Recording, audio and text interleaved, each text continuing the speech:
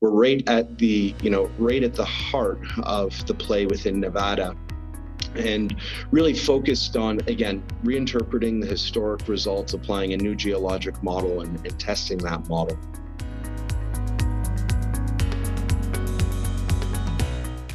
Welcome viewers to Assay TV. Today I'm pleased to be joined by Darren Collins, who is Chief Financial Officer, Corporate Secretary and Director of Bald Eagle Gold Corp. Bald Eagle is a junior mining company focused on exploring and developing advanced exploration assets in proven gold districts in North America. Darren, welcome. Thank you very much for having us, Adam. Thanks for joining. And let's get first a snapshot of the company, if possible. Could you talk us perhaps through the company history and your listing on the TSXV? Absolutely. So again, thank you for having us. Bald Eagle Gold Corp, as you mentioned, is a junior exploration company focused on advanced jurisdictions for mining. So really, we're focused on precious metals, specifically gold, in areas where we have a high degree of confidence about, favorable geology for gold mineralization, but also jurisdictions where we have confidence in our ability to operate. So recently, the Fraser Institute, a well-known group out of Canada, came out with a report ranking jurisdictions for metals and mining. Our asset here that we took public is in Nevada, which we were obviously pleased to see on the top of that list. So we're focused on, again, the best jurisdictions for mining in the world, specifically within North America, and really looking at assets that haven't been advanced the way that we believe they should. So looking at historical data, historical work, completed, and then really reinterpreting that data, coming up with new geologic models and applying those models in the form of, exploration and development of those historic resources. Great, thanks, Darren. So just to get some insight still on the company before we delve into the project, who's on the management team? Can you take us through that? Absolutely. I'll start with myself.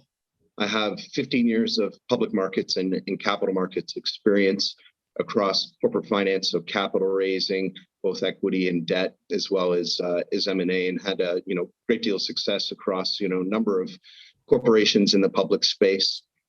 Specifically over the last 5 years or so, I've been involved as executive director and advisor on about $250 million worth of capital raises. So really bring that public markets and corporate finance expertise to the company. My other partners and I have a significant track record of working together as a team. Although Bald Eagle is a newly formed corporation, we all know each other, very well and understand each other from, strengths, weaknesses, et cetera. So we really positioned well in that respect. The president and CEO of the company is Sidney Himmel, a gentleman that I've known over the course of my career and worked with, again, extensively. He is a wonderful individual. I have the utmost respect for him.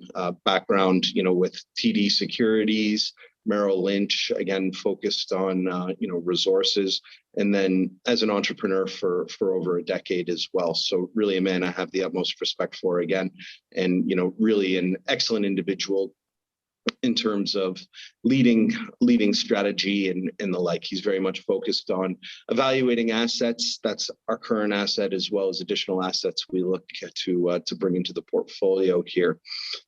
Mark Smethurst is our senior geologist. He, again, very capable individual. His background and expertise is really in epithermal deposits, which is what we're looking at here in Nevada.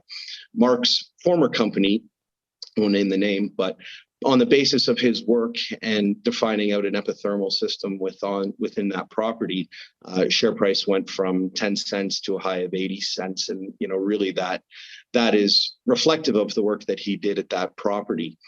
So he joined us because, one, he liked the asset, obviously, that we're working on here. And two, he also saw his geologic skill set as an excellent complement to the corporate finance expertise that our core team brings to the table as well. In terms of the board of directors, we have Very strong board. Marc-Andre Lavoie is out of Quebec, Canada. He is also on the board of a company called BlackRock Iron Ore. They've raised over $100 million.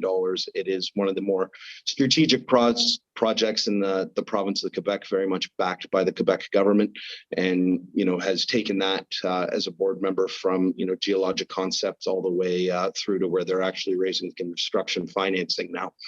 So very strong chairman there. Peter Simeon, also on the board, securities lawyer, expert in corporate finance matters, corporate governance, the like. He is a fantastic securities lawyer based out of Toronto with a lot of background in resources as well. And then we also have Ray Harari, who is a venture capitalist, investor, former investment banker, and represents a very wealthy Latin American family that he's done a lot of work for over the years as well. So that really is our management team. Again, we have the right background. We've all worked together for a significant period of time, and we've created a lot of value for shareholders over the years. Excellent. Thanks for that rundown. Okay, let's focus in on the asset then. You've got a primary asset in the Hot Springs property. Could you tell us about that and some of the real qualities of this asset? Absolutely. So we are right in the heart of the mining district within the United States. So Nevada, as I previously mentioned, is the top jurisdiction, is ranked by the Fraser Institute. It represents about over 80% of gold production within the United States. And our property is right at the intersection of two major gold trends. That's the Getchell Comstock and Battle Mountain gold trends that intersect right in northern Nevada, and our property is in the heart of that. That means that our neighbors are the preeminent mining companies in the world. Barrick Newmont, they have the Turquoise Ridge asset that is within proximity to our asset, and really a world-class mining operation there. So fair to say that we're right at the heart of the play within Nevada, and really focused on, again, reinterpreting the historic results, applying a new geologic model and testing that model, which is what we're doing right now. And we can talk about the upcoming news flow that we have as well. But really, the asset has historically not been drilled to the depth that we believe is appropriate to define an epithermal system, epithermal deposit. It's only been drilled down to 200 meters, and we see considerable depth potential based on historic work in the geophysics and the like that we've completed. We are 50% in the asset. Our partners are a multi-billion-dollar U.S. family. I won't name them, but suffice it to say they are very well known. And when we were looking for assets and positioning ourselves within the gold space, again where we have a lot of experience, we approached this group, and they obviously did their due diligence on us and said, this is a group of partners that we can work with to develop this asset that we have in Nevada. So very deep relationships within the state, both ourselves and through our partners, and really advancing the asset alongside them with the objective of testing depth and really discovering an epithermal style deposit. Fantastic. So situationally, you're at a real advantage here. Could you take us through some of the drilling program that you're going to be carrying out and leveraging this deposit?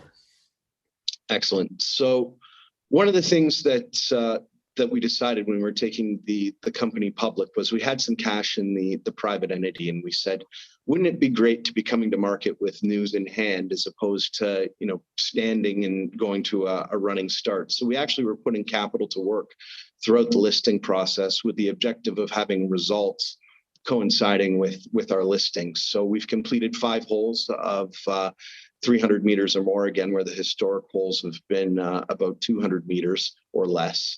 And we'll be coming up with results there in due course. They're in the lab right now, no secret. The labs are a bit backed up in Nevada, but we are confident that those assays will be available within the next month or so.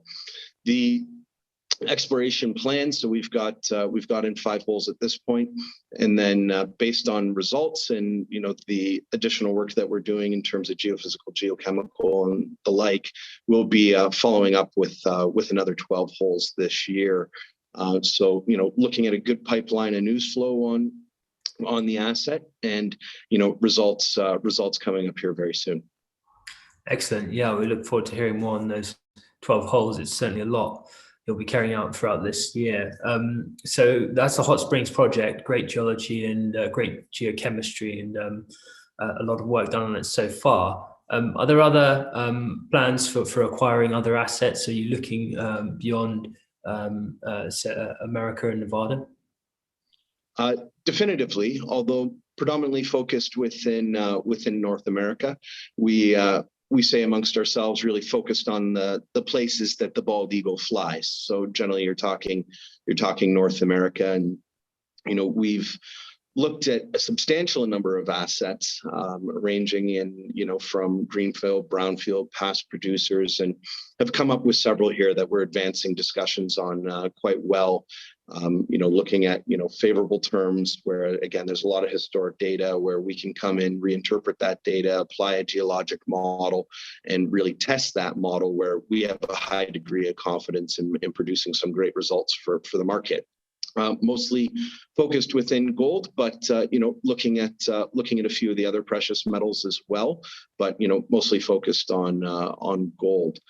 We have a very well-defined process in terms of technical team that we're evaluating these assets with, and then coming in and really using the M&A and corporate finance toolkit to structure deals that are beneficial for shareholders. So we have a good feel of the landscape, a good feel of where the right fit size is within the context of the current company, and making great progress, and anticipate being able to share some news with the market on that in due course.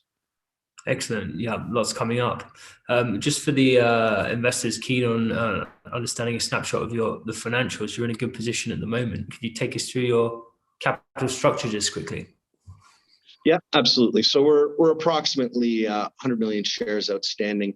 60 million of those shares escrowed as part of the go public process. So we do have a significant amount of stock that's locked up and won't be coming to the market here. And frankly, my partners and I, as key shareholders of the company, are very much aligned with shareholders in that respect.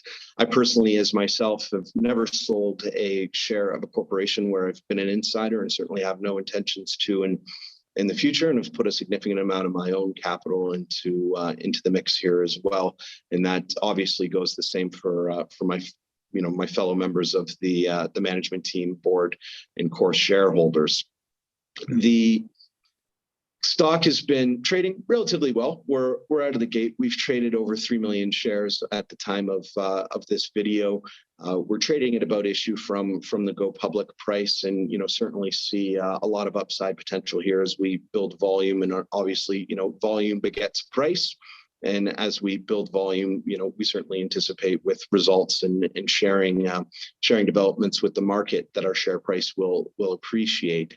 The float itself has a weighted average value on it of about 15 cents. So again, we're trading just a little bit below that.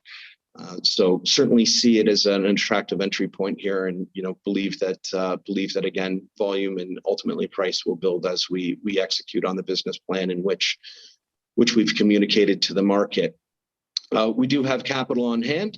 We came public with approximately $3 million of cash on the balance sheet, and we'll put that to work in terms of developing out the existing asset, but also gives us a bit of cash to be able to go shopping for additional assets as well. We are a junior exploration and development company, so it is obvious that we will have to raise capital at some point, but have sufficient capital at this point to get us through some significant milestones. And certainly the M&A opportunities that we're looking at, we're financing favorably from a capital perspective, where it doesn't force us into a financing as soon as we announce the deal. Yeah, absolutely. Excellent position to be in. Okay, so just to summarize then, the key milestones this year are getting those results back and finalizing on those additional 12 holes, was it, that you mentioned? Yeah, that's right. So corporate and technical news flow on the asset. We'll have the results for the first 5 holes out here in the next month or so. We're going to have some interim releases before those come out, some observations from the core, completion of the project, things like that, where, we're seeing in the rock some very good indications in terms of the geologic model that we are pursuing here. That is, again, specifically for a low sulfide epithermal deposit, where, all the right indicators are in place. We're seeing, a lot of arsenic, a lot of mercury in the rock. We're seeing a significant number of fractures across the property. Our geophysics is correlating to that excellent in terms of, specifically the sulfides. Sulfides generally are a good indicator of gold mineralization within Nevada. So we're seeing all the right things in the rock. So we'll give some updates on that as we move forward towards the drill results. But those first 5 holes out in the next month and a half, and then commencement of a next program, we'll be looking at about 12 holes is what we're planning at this point. That's the news on the Nevada asset. In addition to that, I think it's a fair expectation that investors should have that we will consolidate some additional assets in the due course here. Those assets, we believe, will be quite attractive from a portfolio perspective and how we're positioning the company in the context of, again, adding additional depth to our asset base, but then also looking at it from a financial perspective where we're pursuing things that are the right bite size. We're not going too small, we're not going too big, but something that positions well within our company, and we can really add value over time. So news flow associated with that as well. And then general corporate news flow will add to our team. We will pursue additional listings, in the US, in the German market where we've done some work before, so specifically in Europe.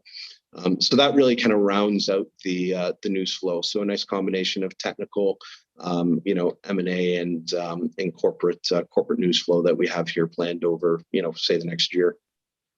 Excellent, fantastic. It's definitely a busy period ahead for you then, Darren, and we look forward to seeing that news flow and being able to put that out to investors as well. So thanks very much, and thanks for speaking with Assay TV today. Always a pleasure. Thank you very much for having us.